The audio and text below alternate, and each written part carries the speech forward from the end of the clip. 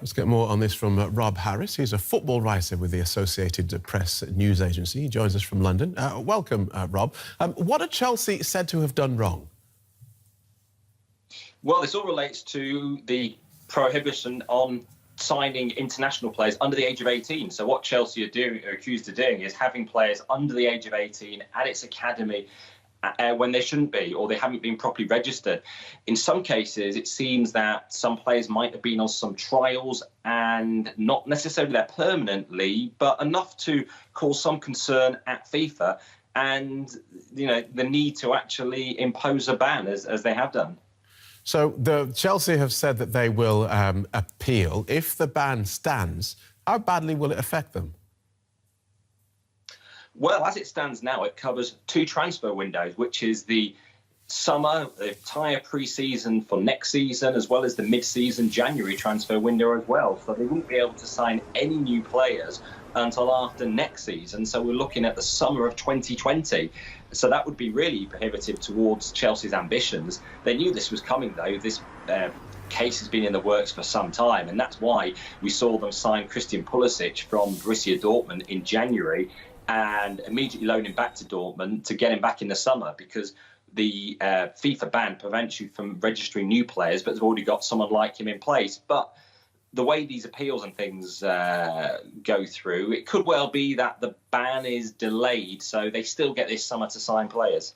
And what does FIFA think that Chelsea did? Are they looking at this as a deliberate act, or perhaps an administrative oversight? Well, there's only a small amount of detail so far from FIFA. We often get more when all the appeals are finalised. But in terms of FIFA, we hear a lot of the politics around there, but also they're about protecting the welfare of players, and they do not want players being moved around internationally under the age of 18 unless they meet very particular criteria. So your family has to be moving anyway for non-footballing reasons to that country, or you're actually from a country that's has a border very close by, or there's a restriction, there is an exemption in Europe. So if you're between the ages of 16 and 18, you can move around the EU and the European Economic Area. That's something that will be affected by Brexit as well, it seems. So actually, although English clubs can now sign 16 to 17-year-olds from across Europe, they wouldn't be able to post-Brexit. So we don't know the extent of the breaches, but they certainly, at FIFA, believe it's serious enough to warrant a hefty fine of €600,000 and that transfer ban. And they believe the FA's processes aren't in order. They aren't keeping a track properly of youngsters going in and out of academies. OK. And so once the FA has been sanctioned, as you say, because they haven't been doing their job properly, it looks like.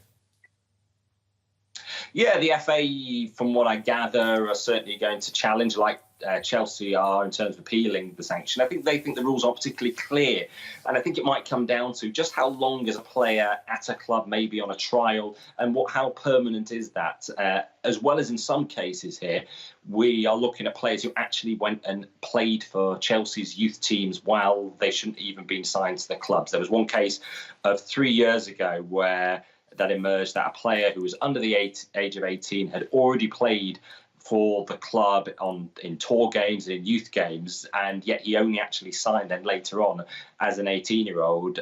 So, you know, they're not the first club. Atletico Madrid, Real Madrid and Barcelona have all received transfer bans in recent years for similar breaches. So it's certainly something that FIFA's taking seriously to prevent players being moved around as commodities when they're under the age of 18.